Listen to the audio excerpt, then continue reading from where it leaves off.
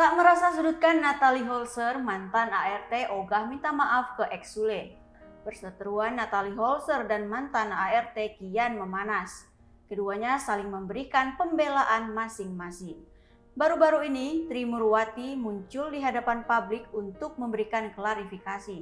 Tri Murwati juga menegaskan yang seharusnya meminta maaf adalah Natalie Holzer, bukan dirinya.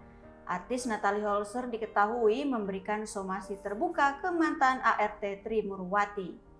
Isi somasi tersebut meminta Tri Murwati untuk meminta maaf dan menjelaskan kebenaran.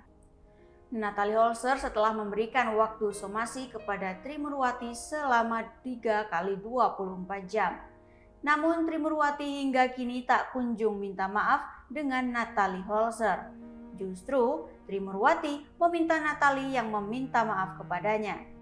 Lantaran Tri Murwati sakit hati dengan Natalie Holzer. Sebelumnya, Tri Murwati pernah membuat story Instagram yang membuat Natalie merasa tersinggung. Namun di dalam story Instagram yang dibuat Tri Murwati tidak menyebutkan nama Natalie.